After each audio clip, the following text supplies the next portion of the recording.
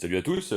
Aujourd'hui, on va juste faire une petite articulation avec ce qu'il me semble intéressant de pouvoir assumer, mettre en valeur dans une démarche de cohérence qui est toujours nourrie par ce que je défends, je soutiens comme décisivité conceptuelle. Je vais pas dire thésarde parce que ce serait prétentieux de ma part, bien que ça m'intéresserait un jour de pouvoir le faire dans les conditions appropriées, mais en attendant en tout cas de volonté, de contribution collectivement au service de la solutionnabilité du problème qui commence de plus en plus à se poser aujourd'hui, hein, de l'activation du rapport euh, polyfactoriellement uniquement d'abord terroristique à l'intégralité des complexités d'interaction avec le réel. J'entends cela dans la combinatoire aussi bien du terrorisme que de la dégradation de l'inertie environnementale en ce qu'elle commence à poser des menaces sérieuses à la durabilité de l'existant. On le voit avec les incendies, on va le voir avec les intensifications des des déstabilisations climatiques, hein, donc les tempêtes de grêle, les vortex polaires, les méga-feux, les sécheresses, les pluies torrentielles, etc. Puisque dans une logique de brutalisation des échanges thermiques qui se déplacent dans les zones qui les ont peu connues, euh, c'est avant tout le dépassement de l'environnement local qui produit ces rapports de catastrophisation. C'est un peu l'idée de fond, de toute façon, de ce qui, à mon sens, lie tout ceci. Donc, il s'agit du travail de Michel Fer, qui vient d'être embauché, je sais pas trop pour moi, qui vient d'être invité chez Blast, euh, où moi je relève un problème de fond de tout son argumentaire, qui est de toute façon la négation. Et c'est le problème, c'est pour ça que je veux le visibiliser par cette intervention, par cette vidéo, de la confusion entre l'intrinsèque et l'essentialisé. C'est-à-dire en fait le problème de l'aberration. Et c'est intéressant parce que la racine étymologique d'aberration, c'est justement venir de errer, se tromper. Et donc, c'est lié profondément, du point de vue du concept étymologique en tant que outil parmi le langage, des side effects prolongés, des dégâts collatéraux du déracinement prolongé, justement. Parce que c'est exactement le pivot dans lequel, à mon sens, nous sommes aujourd'hui planétairement. C'est-à-dire que, comme je disais dans notre précédente vidéo, pour moi, il y a deux facteurs vraiment fondamentaux, et c'est pas pour parler de fondamentalisme, mais plutôt de fondamentalité, hein, au sens, comme je le rappelle, étymologiquement, là aussi, grec, véritablement valable, d'arché, donc c'est-à-dire de véritables substances, peut-être, enfin, on pourrait l'interpréter selon le Tikkun Olam, pour faire un pont avec l'essai de Michel Ferrer, dans cette religiosité-là, euh, avec justement le fait de sortir d'une erreur qui découle depuis le déluge, qui est celle de la synarchie, qui est l'autorité primale de survie, donc qui est encore intrinsèquement, justement, en réalité, mue par le catastrophisme, à la synergie, c'est-à-dire le réenracinement qui est la portée de l'effort de l'humanisation du réel qui est contenu en l'universalisme. C'est pourquoi les humanistes tendaient, par l'internationalisme, à l'universalité des droits. Mais universalité, ça veut pas dire essentialité des droits. Ça veut dire intrinsèquabilité des droits.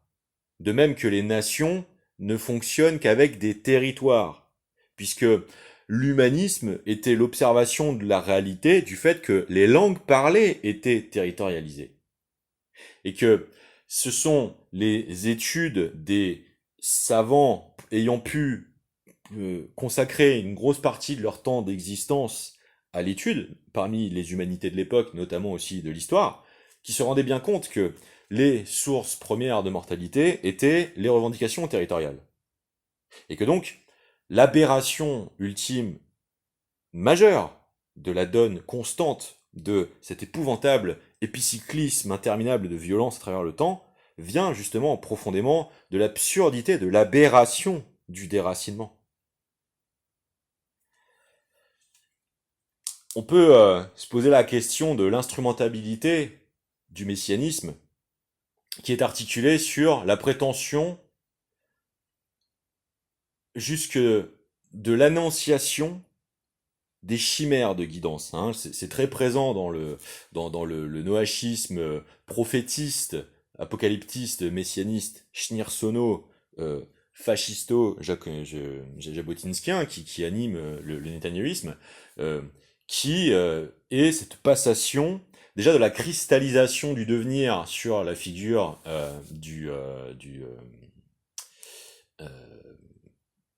le faux messie sur le Dajjal, avant l'arrivée du véritable messie. Et donc, quand on lit les interprétations maçonniques existant à travers le temps, etc., on passe donc d'Adonaïs à Lucifer, donc on peut tout à fait transposer ceci sur l'histoire de la dénégation de la légitimité autochtone de voix décisives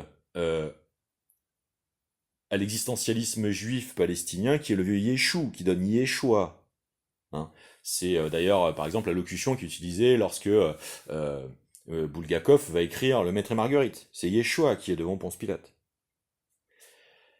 En français, on entend Yeshua.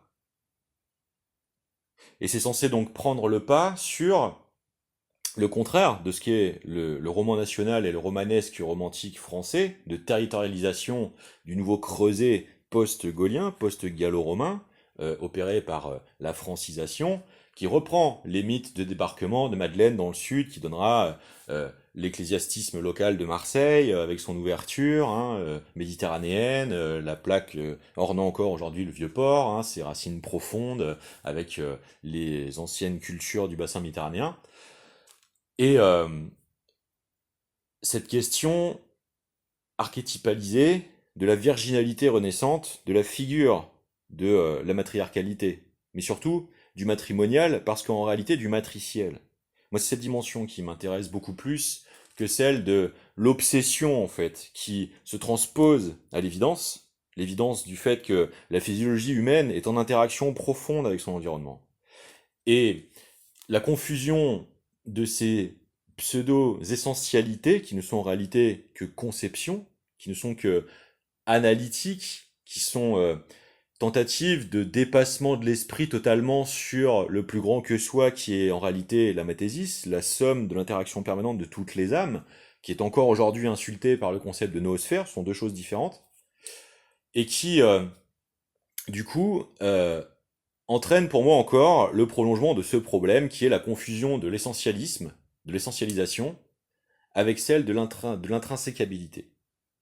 C'est-à-dire que si vous voulez, pour moi, l'âme existe perpétuellement au-delà la conception chrétienne, au-delà les conceptions religieuses, elle existe physiquement. C'est-à-dire que c'est ce que nous expériencions par exemple dans la redécouverte des véritables états augmentés de conscience. Une fois qu'on a fait le ménage dans les illusions qui, par exemple, concernent la thématique des états altérés de conscience. Par exemple, si on doit passer au peigne, d'abord ce sont les états hallucinatoires ou intoxiqués. On passe au tamis un peu plus fin, on fait du discernement entre ce qui relève de l'intoxication, ce qui relève de l'altération par rapport à la normalité. Dans les altérations, on va trouver les états modifiés de conscience, donc on va trouver les hallucinations, on va aussi trouver les psychoses, etc. On repasse encore ceci au tamis, on va faire la différence entre les états augmentés de conscience et les états altérés de conscience, donc on va discerner, c'est toujours discerner, c'est beaucoup plus important que discriminer, j'en profite pour le repréciser toujours, on va discerner ce qui va relever du psychotrope et du psychédélique de l'antéogénique, c'est-à-dire les psychotropes entraînent des avaries, des altérations, voire des afflictions, voire des dégradations de la condition physiologique. Les antéogènes sont des maximisations des capacités qui démontrent, y compris sur le volet médical analytique, donc pharmaco, clinico, psychiatro, etc., combinatoire, des véritables études qui sont menées sur ces états, ne sont pas à classer du coup comme des drogues, mais comme vraiment des antéogéniques, cas à part. C'est-à-dire, par exemple, dans ce discernement-là, même la consommation de hashish qui pourrait être considérée comme drogue douce est une altération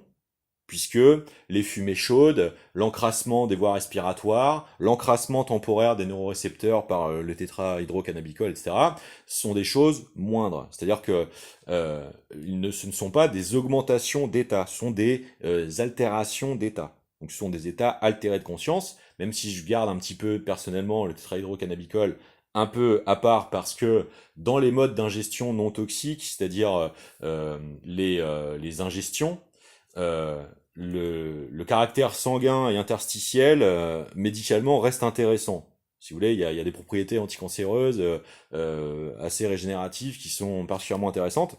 Et si ces états étaient culturellement détabouisés, véritablement conformément, c'est-à-dire convenablement surtout, pardon, éduqués et pratiqués responsablement, ils peuvent participer à l'allongement de l'espérance de vie.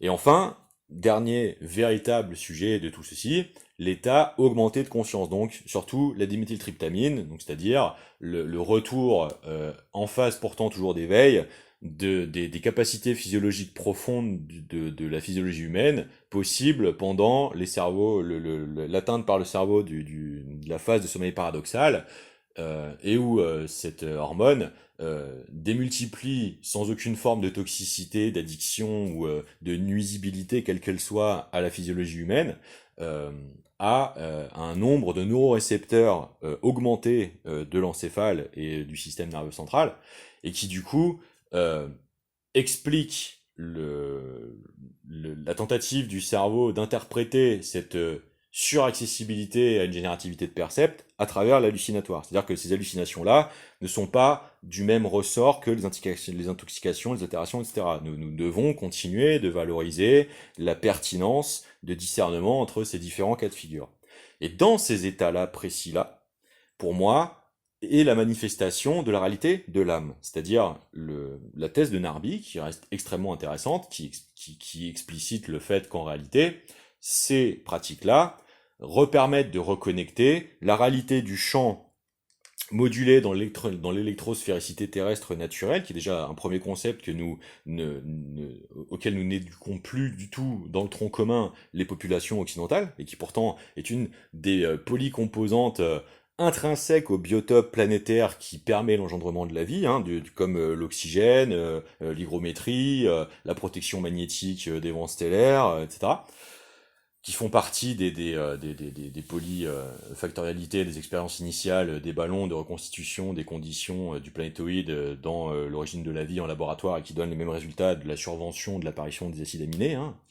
Et donc, si vous voulez, pour moi, l'existence de l'âme, c'est ceci. Ce dont les penseurs chrétiens, et c'est pas pour automatiquement donner le point chrétien, mais c'est que là-dessus, le point me semble justifié par l'évolution contemporaine des sciences et de leur convergence en sagesse une fois passé au tamis de la méthodologie de l'analyse comparative. C'est, c'est, Ces conceptualisations chrétiennes originelles sont confirmées pour moi par le continu du génie jusqu'au contemporain, et donc démontre l'existence de l'âme à ce niveau-là, c'est-à-dire la connexion que le vivant produit en permanence par sa caractéristique intrinsèque commune, universelle, d'être concerné par la molécule d'ADN, tout ce qui est vivant sur la planète est concerné par la molécule d'ADN, qui est peut-être la plus petite unité justement du concept conceptuel philosophique du vivant, le mouvement mu par lui-même, et donc émet des champs bioélectriques, même infinitésimaux, de par l'existence de son fonctionnement même. C'est-à-dire, c'est une intrinsèquabilité constitutive de la vie. Et donc, cette vie a automatiquement une universalité interactive, interactionnelle, que nous pratiquons. Et donc, ceci n'est absolument ni délirant, ni faux, ni pervertissant, mais questionne au contraire l'état de maturité de nos sociétés dans la question éco-synergiste.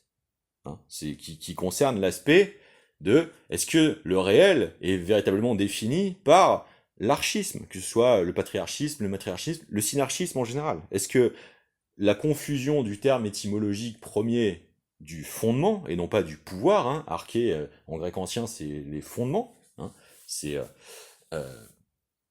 la façon dont le réel est fait, eh bien on voit qu'à ce niveau-là, c'est évident aujourd'hui, de par les priorisations et surtout la question des responsabilités inhérentes au fait de partager un territoire dans les identités.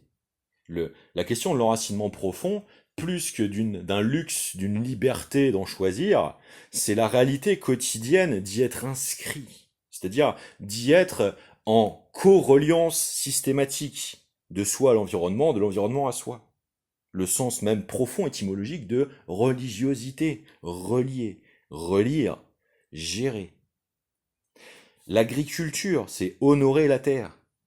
Et donc, dans l'honneur, il y a le son, il y a la matricialité générative, hein, puisque le son est la première porte dans les archétypes anciens, profonds, héréditaires des premières organisations sociétales, polyculturelles, c'est toujours la porte vers l'extérieur, aussi le ciel, hein, c'est-à-dire les voix divines, hein, les interventions des anges, les interventions célestes. Donc, si vous voulez, cette question du cosmique, de la cosmogénéité, de la cosmogénèse, du son, du divin, de l'ascension et de la voyance, ce sont des choses qui sont beaucoup plus fondées aujourd'hui en science qu'on aurait pu le croire dans les phases de remise en cause des ecclésiastismes, des structurations des exécutifs divers justifiés et motivés par la canonification.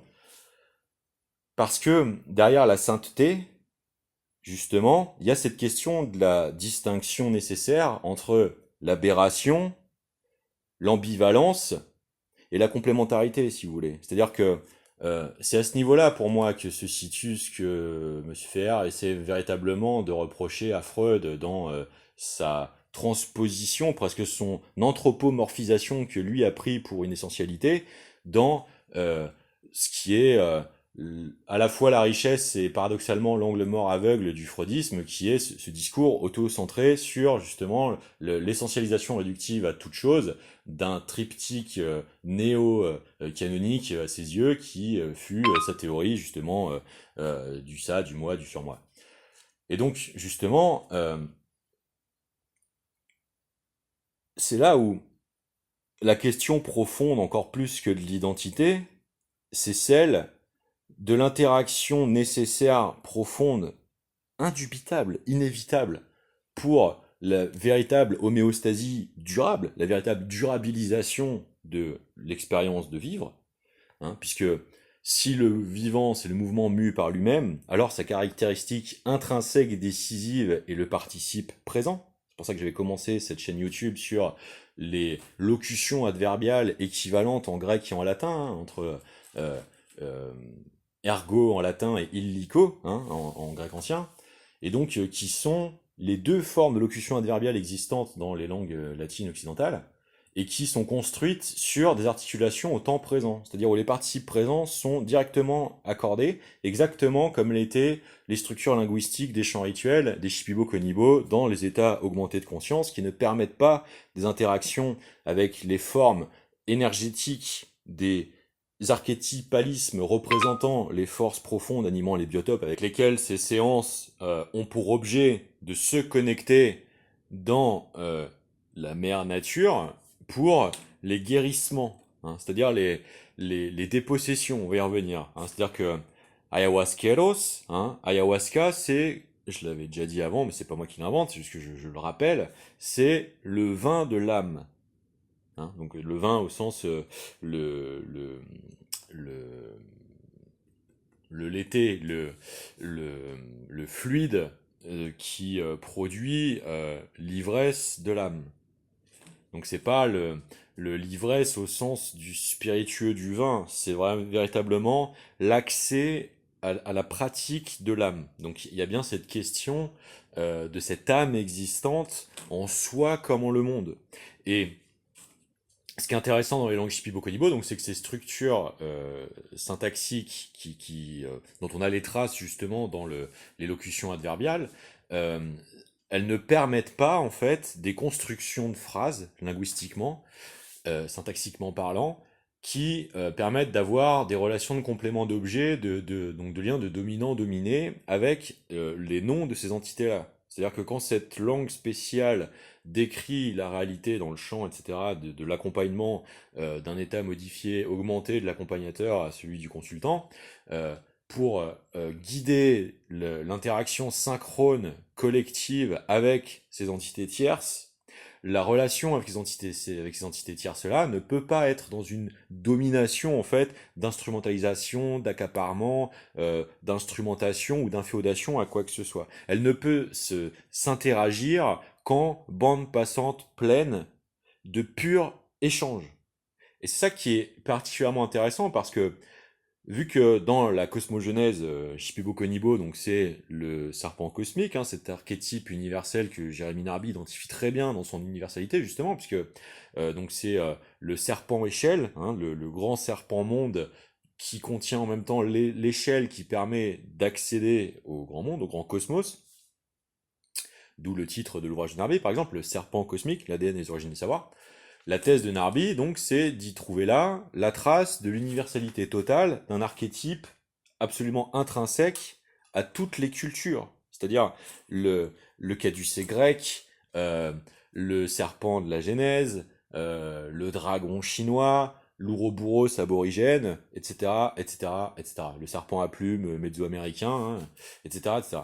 Et donc, si vous voulez, c'est dans cette question de l'ascensionnalité du son pur, donc c'est-à-dire de la véritable interaction, donc c'est-à-dire en réalité la véritable réciprocité, hein, qui n'est pas polluée par les illusions, hein, qui n'est pas polluée par les matérialités superficielles de la pleine substance intrinsèque du monde, euh, il y a ce rôle central du son et du son du commun. C'est-à-dire que on parle bien, par exemple, en français, dans ces guérissements, hein, puisque les témoignages, par exemple, de ces séances parlent beaucoup de la médecine du cœur. Hein. Vous écouterez beaucoup de guidants autochtones, légitimes, natifs de ces cultures et véritablement héréditaires des traditions de conservation de ces naturopathies, on le rappelle, dans l'endroit de la plus grande biodiversité et potentiellement létale du monde, hein, le bassin amazonien,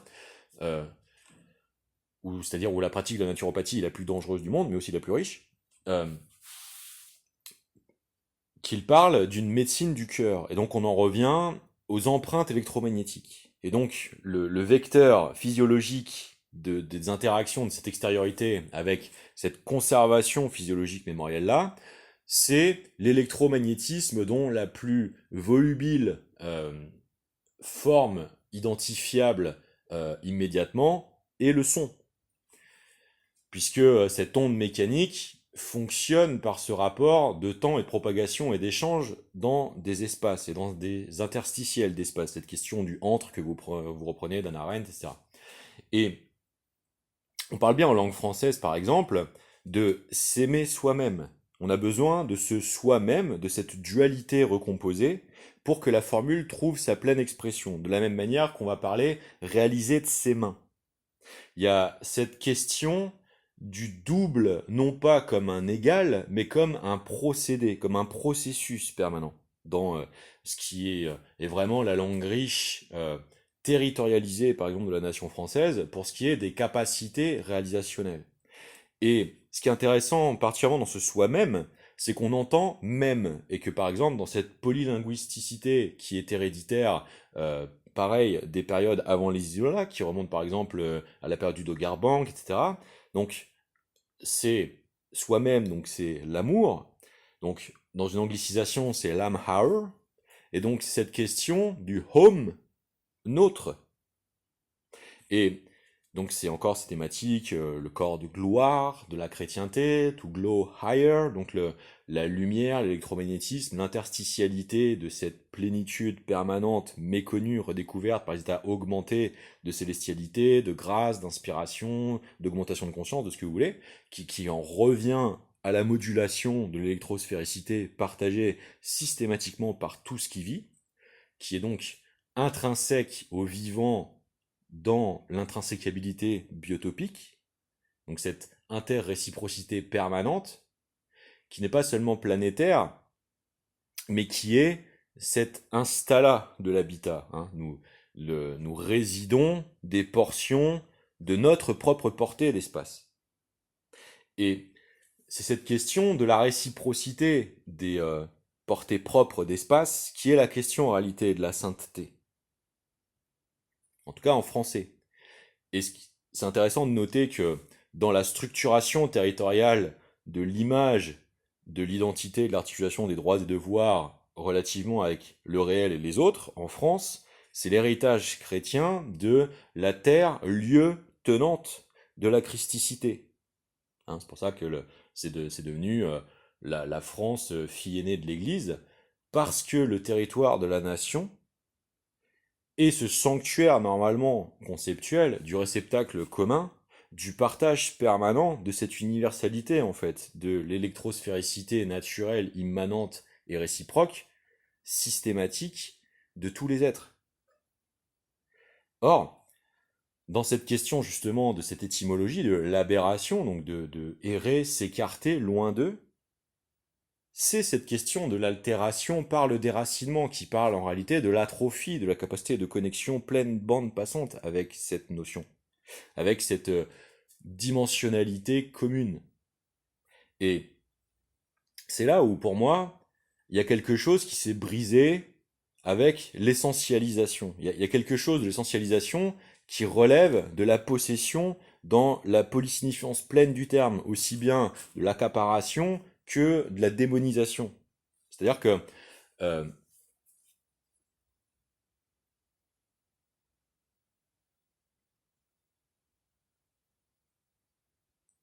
l'étymologie du terme indique un état qui ne réside que dans la charnalité, la possession. C'est-à-dire une illusion, un artifice, une, une paradoxalité qui s'est grimée en sagesse et qui donc confond forcément à l'indécision, c'est-à-dire en réalité à la schizophrénie, et où on revient sur les vidéos que j'avais fait sur la racine SCH hein, dans les structures étymologiques, la scission, le schisme, le, le, le, la brisure de l'esprit, dans le cas de schizophrénie, phrénia. Cette brisure qui n'est qu'un frein. Parce que c'est aussi le véritable sens de la Genèse. C'est-à-dire que on croit à tort que le biblicisme et la cosmogénèse biblico-chrétienne culpabilise forcément la femme de par le rôle d'Ève dans la corruption d'Adam qui chasse du jardin d'Éden. Moi, c'est pas ce que je vois quand je lis ce texte et je m'étonne de la confusion qui est faite entre la patriarcalisation de l'Ecclésia, hein, c'est-à-dire l'aberration de la non-mixité et du non-mariage des prêtres, et la féminité dans la représentation chrétienne. C'est-à-dire que pour moi, ce que transmet et ce qu'enseigne la Genèse dans la Bible, c'est une mémoire ancienne des niveaux d'aboutissement, d'accomplissement, de maîtrise conceptuelle des polydimensionnalités permanentes, synchrones, intrinsèques à l'expérience du vivre, du réel. Et le mythe d'Adam et Ève parle de la menace de la gluturalité. C'est pour ça qu'elle est féminisée. Ce n'est pas une attaque à la femme. Pour moi, c'est une dotation qui est faite à l'esprit de féminiser la représentation qu'elle cherche à pédagogiser pour justement faciliter la complémentarité, la compréhension mutuelle intersexes, de partager une même notion d'avertissement qui peut être mise à profit alors en commun. Je m'explique. C'est-à-dire que pour moi, ce dont avertit véritablement ce mythe-là, le diabolisme de la chose, et donc sa nécessité de la distinction du diabolique d'avec le divin, c'est justement la figure du serpent qui l'illustre parfaitement bien, qui n'a réussi à s'élever que parce qu'il s'est enroulé autour de l'arbre, et qui donc quelque part illustre l'altération du système proprioceptif, comme le venin dans le système nerveux central, en quelque sorte. Parce que le serpent est dépourvu d'ailes, et aussi cette figure analogue de l'intestin. Et donc, il y a cette proximité étymologique de vipérine-utérine au sens de la réduction à la contenance par la seule gluturalité. C'est-à-dire, en substance, en vrai, le cannibalisme, le vampirisme, la cannibalisation. Et donc, ce n'est pas le propre de la femme, c'est que la pédagogie nécessite la féminisation pour que l'accessibilité première, sensorielle, expérientielle, directe, soit plus facile, puisque elle y adjoint le désir, mais aussi la question du toucher, puisqu'on ressent par delà l'intérieur. Donc, c'est pas propre au féminin, c'est propre à la gluturalité. C'est ça le véritable sens de la chose pour moi. Et c'est le seul son réduit de la voix du serpent qui séduit Ève. Et donc c'est ça qui est intéressant de souligner, c'est que on a cette figure duale, ambivalente, surimpression du serpent sur l'arbre. C'est-à-dire qu'en réalité, ce qui nous est mis sous le nez comme euh, chemin réalisationnel à parcourir grâce à la scénographie de cette image, c'est que la seule voix que l'on entend est celle qui s'anime dans l'ensemble. Et là est le piège en fait. C'est-à-dire que c'est la seule expérience qui est véhiculée par le serpent. Or, nous avons le choix, dans un état augmenté de conscience, de ne ressentir que de par le ressentiment des tripes, ou de ressentir de par l'intégralité de la feuillure de l'arbre. Et cela, c'est la différence du gradient de volonté supplémentaire entre être subjugué par l'expérience et se mettre à s'adapter, à tirer parti de l'expérience. C'est-à-dire la différence entre le bad trip et le rêve lucide, par exemple. Et pour moi, c'est cela, le véritable legs voulu, recherché, être octroyé par la mythographie de la cosmogenèse, de la Genèse biblique.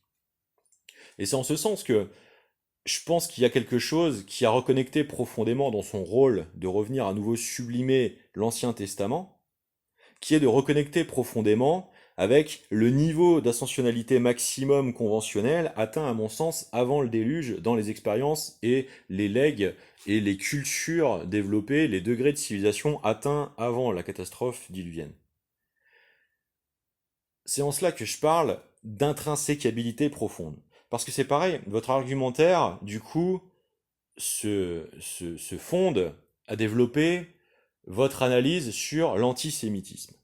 Mais on rappelle que pour concerner la région et le droit français, donc la région là-bas au Proche-Orient et le droit français ici, de toute façon, le terme est étymologiquement absurde, puisque le véritable sujet, c'est soit l'anti-judéité sioniste, soit l'anti-judaïsme en général, puisque quand on parle du vieil antisémitisme, on parle en réalité du réactionnarisme de Rejecta, de la compatibilité du judaïsme dans les structurations ordinales territorialisées des expériences des nations d'Europe. Et, or, le problème étant que sémitisme spécifiquement concerne le volet ethnologique que parce qu'il est défini par héritier des langues de Sem, donc c'est-à-dire des descendants de Noé, et donc forcément ne place cette condition qu'à partir du déluge.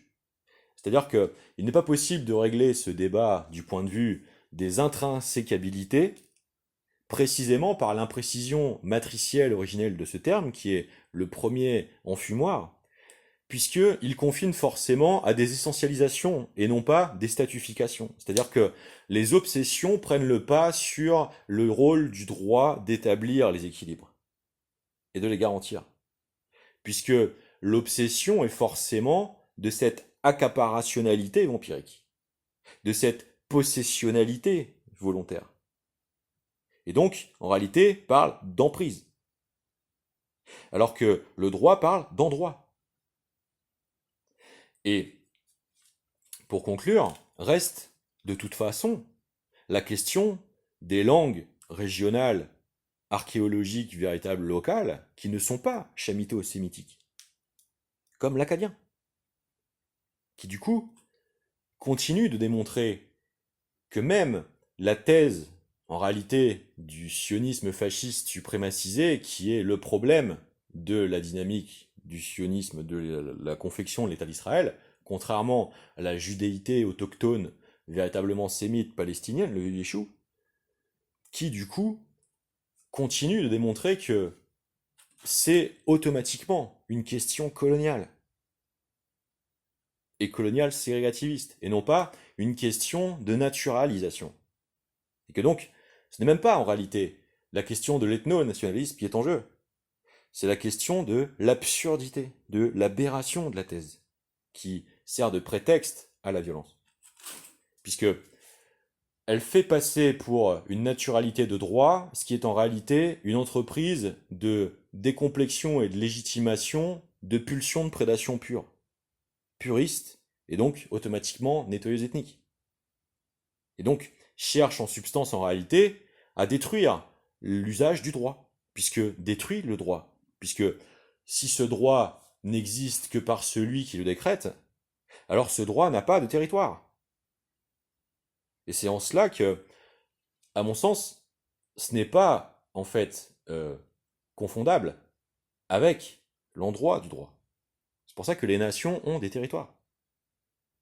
Et c'est pour ça que le principe de fond de ce qui régit ça par rapport à la question de la diasporaïté, c'est que la diasporaïté ne supplante pas la nationalité.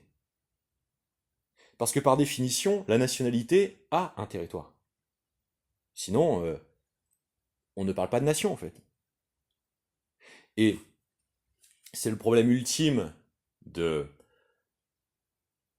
à mon avis, la perverticisation qu'est le sionisme, et d'autant plus sa mouture fasciste jabotinskienne, qui est le véritable horizon idéologique de l'affiliation philologique de Netanyahou, de par son père, qui est cette terre sans peuple pour un peuple sans terre. C'est-à-dire que les deux volets de l'équation sont absurdes. Sont absurdes. C'est-à-dire que cette violence n'est que le fruit systématique d'une matricialité par une aberration.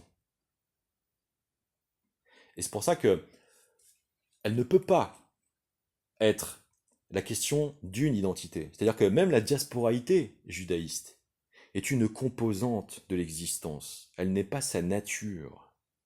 C'est ça la différence avec l'universalisme humaniste francisé, au sens de territorialement nationalisé. C'est que cet universel considère depuis le premier instant la Déclaration universelle des droits de l'homme et du citoyen et de la nature.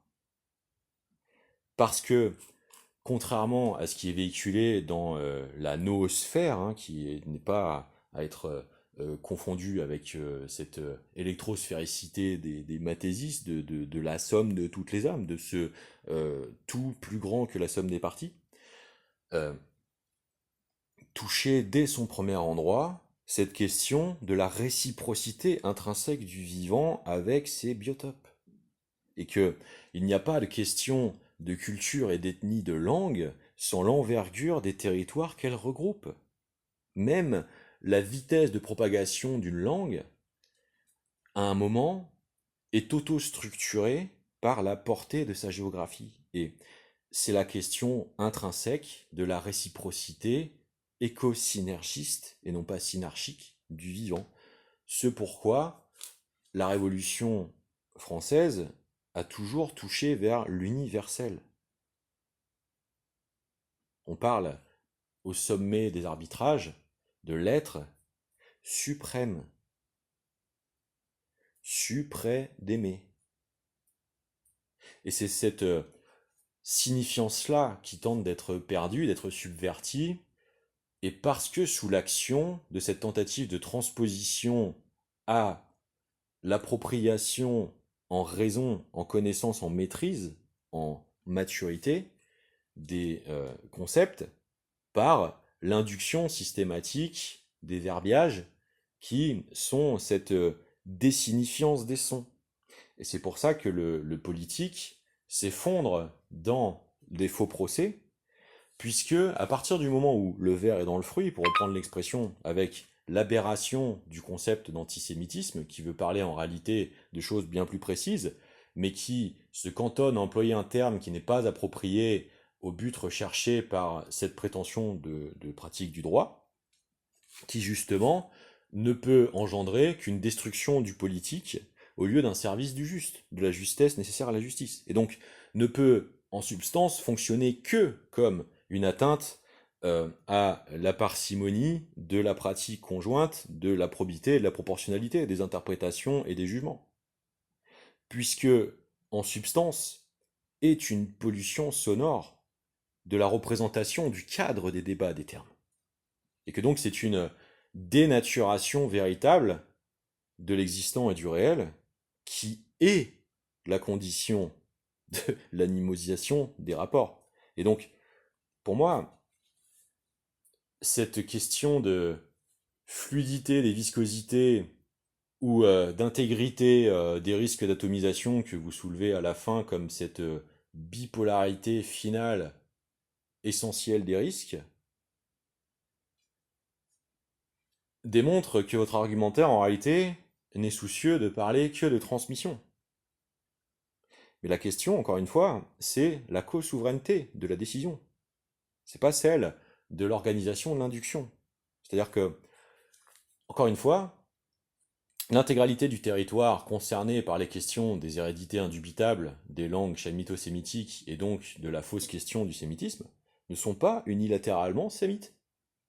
C'est faux, puisque dans le creuset, dans le bassin géographique euh, originel de la chronologie paléolinguistique des premières apparitions retracées des premières moutures des langues de Sem, vous avez dans les vestiges archéologiques de la zone, de la région, l'anomalie totale du point de vue des structures linguistiques de l'akkadien. Et que donc, vous n'avez même pas dans vraiment la nucléation de l'origine, de la genèse, hein, de l'originalisme, si on devait utiliser une barbarité linguistique, euh, une, la, la validité, la factualité démonstrative que euh, c'est le point monde, quoi. C'est le point zéro du monde qui justifierait une telle essentialisation du sémitisme comme une grande justice réparatrice et réparative, etc., à devoir absolument mener, et que donc la question du tikkun olam propre normalement à l'objectif du judaïsme, du coup, ne peut pas être celle-ci, ne peut pas être la supplantation de l'intégralité de la diversité culturelle par l'uniformisation abrahamiste. Ça tient pas 2 secondes, quoi, parce que c'est intrinsèquement invalide. C'est-à-dire que même dans les zones les plus archéologico-justificatrices d'une inaltérabilité de la propriété de la région de par ce que l'archéologie démontrerait du point de vue de l'unicité culturelle originelle, il y a cette anomalie acadienne en plein milieu. Et que ça, c'est sur le côté, du coup, strictement euh, polydisciplinaro-archéologique, mais que sur le côté génétique, le projet de détermination et de la découverte du gène juif a lamentablement échoué, parce que la thèse est fausse. Et que donc, il n'y a donc ni ethnie, ni culte originel unique. Ça n'existe pas, et donc, ça ne survient que de l'opportunisme de la supplantation possible parce que la dévastation par le déluge. Mais pas comme euh, prévision et comme euh, divination de ce que le déluge est une extension du pouvoir de l'israélité judaïste au monde. Ça tient pas 2 secondes. Donc, euh, face à des cultures qui, elles, sont en réelle continuité territoriale, remontant euh, paléo-archéologiquement à des temps plus anciens que ce bouleversement-là, ce discours est forcément irrecevable. C'est parfaitement logique, puisque c'est la question, à ce moment-là, de la dénaturation des racines. Donc ça ne peut pas marcher. Et que donc, comme originellement, il n'y a pas cette résolution de cet évident, pourtant euh, intrinsèquement indubitable réalité archéologique, donc entre le composite et le composant, il ne peut y avoir que du coup antithétie et en substance rejet du projet de superposition qui se transforme en autoritarisme de par la confusion entre le sensé et le, le, le versant, c'est-à-dire la confusion entre le transmis, donc c'est-à-dire le metteur, et la polarité, c'est-à-dire est-ce une induction ou un partage? Vous voyez? C'est-à-dire, est-ce une collégialité ou est-ce une hiérarchie? Et c'est ça le problème de fond, en fait. C'est pas la question de la confession. C'est la question de la superposition à la cohérence véritable des causalités profondes. C'est-à-dire que on peut légitimement, dans un territoire sanctifié à destinée sanctuariste tel que l'histoire de France, qui par l'universel anticipe en fait en quelque sorte la cartographie définitivement fixée des terres pour s'aventurer sur le sel, donc sur l'écume des devenirs, et donc contient en soi toute cette anticipation visionnaire de l'avancée des processus de statification, d'apaisement, euh, de solidification au sens de durabilité dans le temps de ces questions par rapport aux mouvances des purs ressentimentalismes, j'entends, hein, qui sont le marécage du risque de la violence systémique. On peut tout légitimement dans cette culture-là, puisque profondément descendante des glaciations avec les grottes de Lascaux, la grotte Chauvet, etc., dans la culture française, avec un patrimoine extraordinairement riche sur son propre sol, aussi bien géologique qu'astrophysique. Hein. On a le plus vieil astroblème d'Europe, avec Rochechouart et tout ça. Il y a énormément de choses qui sont particulièrement signifiantes. Hein. L'ancienne chaîne de volcans du massif de l'Auvergne, etc. Il y a des choses qui sont de la même nature de l'antéchronologie, de l'anachronisme, forcément, forcément, situationnellement, identitairement, profondément, de par la nature véritable des identités en jeu, qui font écho, en réalité, avec la réalité de l'imposture du projet du sionisme. Puisque c'est la même chose par rapport à l'essentialité de prétexte qui est le sémitisme. Cette région du monde n'est pas unilatéralement, uniformément, intrinsèquement sémite. C'est faux. Et donc, toute cette thèse de l'essence du droit au retour, en réalité, n'est qu'une espèce d'autistisme qui, par ces procédés-là, génère en fait la perception de cette hostilisation autogène qu'exprime ce rapport obsessionnel à cette canonicité qui est analogue à toutes les violences confessionnelles, mais qui pourtant essaye de se prévaloir d'être au-dessus en éclairage des épicycles de violence des autres cultures, puisque c'est ce que colporte en soi le projet sioniste avec cette destinalité divine du don de cette terre par Dieu aux Israélites, qui du coup ne peut pas être reçu par des ancrages bien plus profondément cohérents dans les territoires référents concernés, visés par cette mise sous tutelle. Et dans la puissance ethnographique, même pas nationaliste, hein, ethno-archéologique des vérités culturelles, des démographies composant ces territoires, du point de vue sociodémographique humain, les vieilles racines étymologiques de Palestine, de Phalestínie, de Galilée sont analogues à celles de Galice, de Pays de Galles, de Galaxie, etc. C'est-à-dire que si vous voulez, on ne peut pas éradiquer ces traces autrement que par le nettoyage ethnique, et que donc forcément, on ne peut pas se revendiquer d'une spiritualité, de religiosité, en essayant de légitimer un tel projet.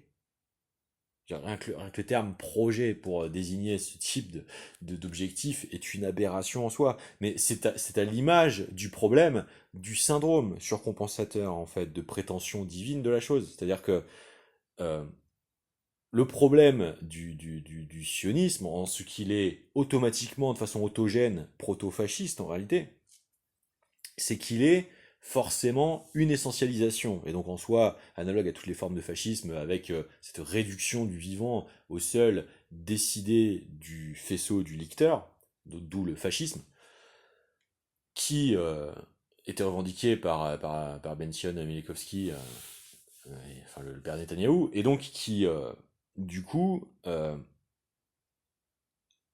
est la racine véritable du réjectat en soi du problème. C'est-à-dire que non seulement c'est une philologie qui n'existe que par l'opportunité créée par la dévastation du déluge, puisque tout le sujet de l'abrahamisme est de dénigrer la réalité préexistante au déluge, de sommets d'accomplissements, de peut-être plus longues étendues continuelles d'expériences multiples et synchrones de l'humanité euh, que celle que nous connaissons depuis le déluge, et qui a peut-être été plus avancée, et que la redécouverte de ceci, c'est de toute façon la pratique inhérente du génie multiple et convergent de l'espèce humaine. C'est tout le propos de la Renaissance, etc. Donc, sa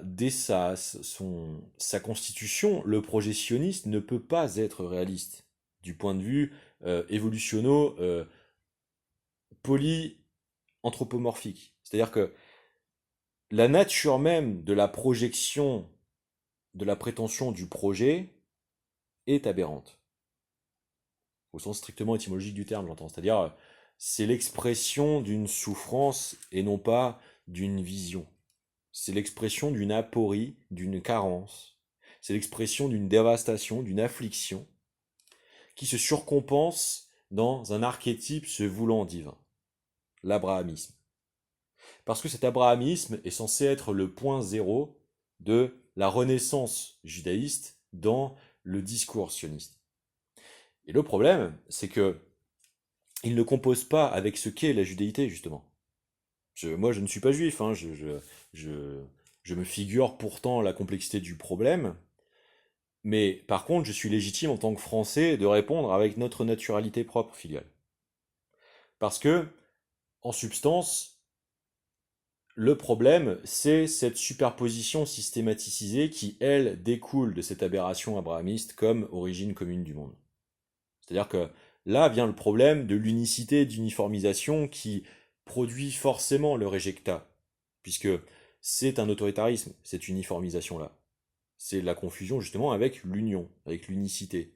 C'est pour ça que c'est le même problème traumatico-hérédito-psychocomportemental, en réalité, en somme, qui parce que justement confond l'opportunisme de mysticisme manipulatoire de l'expérience commune de la dévastation par le déluge avec la véritable nature de la divinité qui est l'électrosphéricité de la communion des états augmentés de conscience inhérent à toutes les pratiques planétaires originelles des chamanismes anciens, immémoriaux, qui est l'invariabilité du résultat de cette erreur qui n'est pas encore sublimée, essayant de turgescer parmi les judaïsmes en en le siono-suprémacisme, en la siono-suprémacisation. C'est-à-dire que le sionisme ne peut être en substance que cette sociopathisation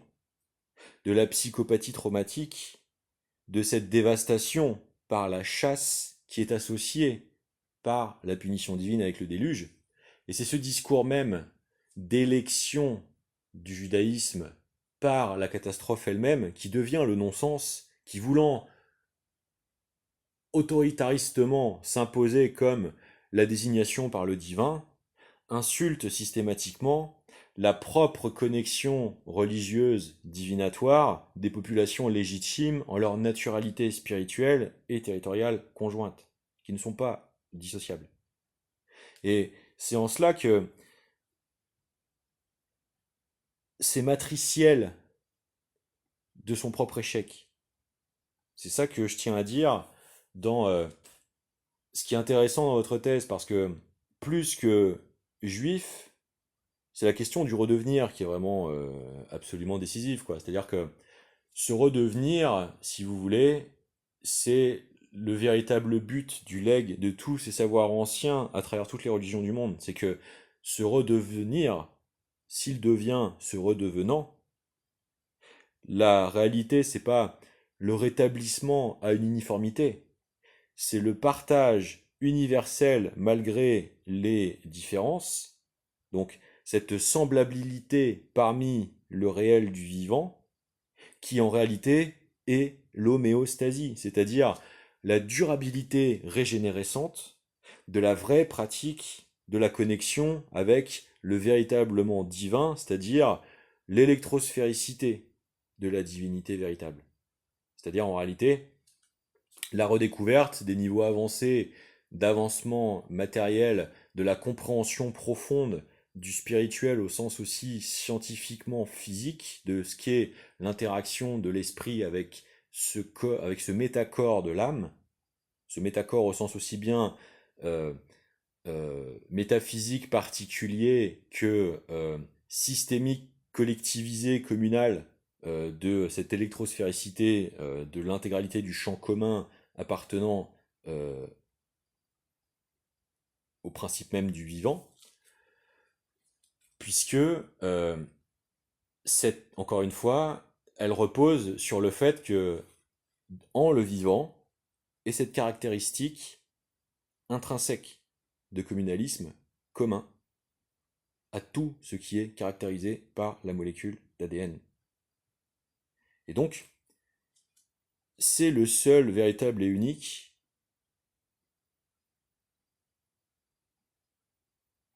abrahamisme, pour essayer de le concéder à ce problème, à cette problématique de l'autoritarisme judaïste. Parce que le vrai sujet, c'est celui-là. C'est-à-dire que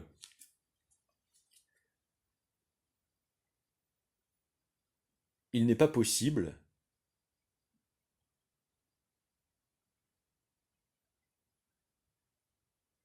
d'eugéniser l'intégralité des archétypes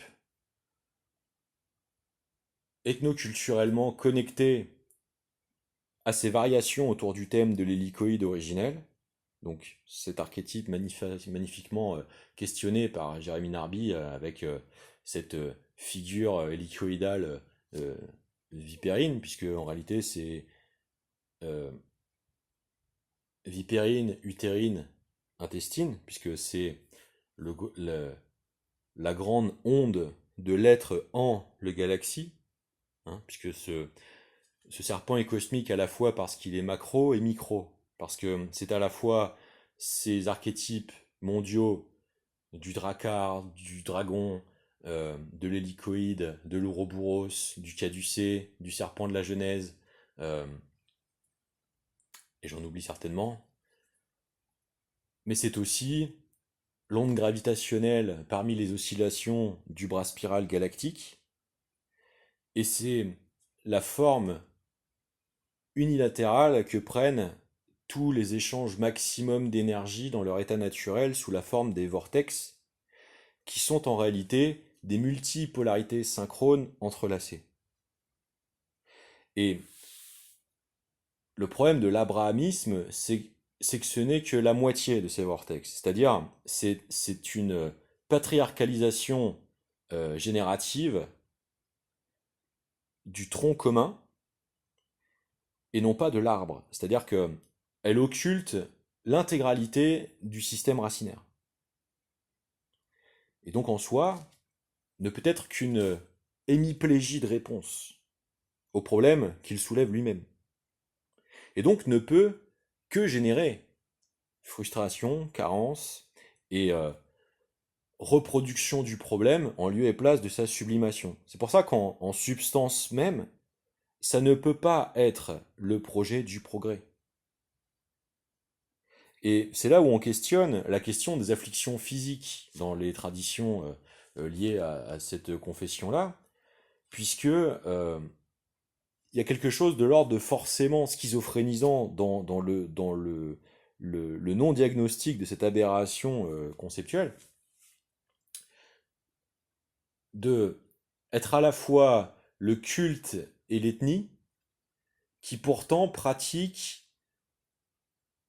la torture, puisque l'ablation est le sévice physique, avec du coup les rituels de mutilation sexuelle infantile rituelle. Et que on voit bien comment toute cette problématique tourne autour de l'autistisation par l'altération en fait de l'intégrité existentielle dans le reliant au monde. Et que on questionne profondément cette indépassabilité du massacre comme étant forcément autogène par l'altération de la capacité de reliance au tout monde. Et donc, effectivement, moi j'aurais tendance à vous augmenter en tant que co-compatriote, co-national français, cette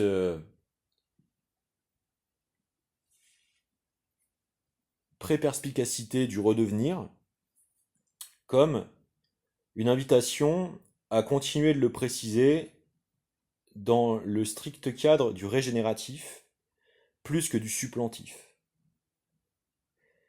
Parce que les biotopes existent déjà et que cacher en quelque sorte un stratagème d'ensemble de l'instrumentalisation du niveau de terrorisme le plus maximalisable possible que la menace par la dissimulation des altérations des biotopes, donc des écocides, ça va forcément ne pouvoir que produire l'hostilité réactionnaire des populations intégrées sur leur territoire, sur leur sol. Et que euh, c'est précisément ce qu'aujourd'hui, avec l'échelle de dévastation possible en la capacité de l'homme, il est absolument nécessaire d'éviter. Voilà. Je serais très intéressé par l'ensemble des contre-argumentaires ou des prolongements de ces axes, parce que je trouve que ce sont les idiomes complets, en fait, en réalité, de ce qui devient, mais véritablement, lamentablement, euh, non assuré par l'effondrement de qualité de ce qui est en train d'être fait du service public. Donc, répondons nous-mêmes entre citoyens, quoi. Bien à vous.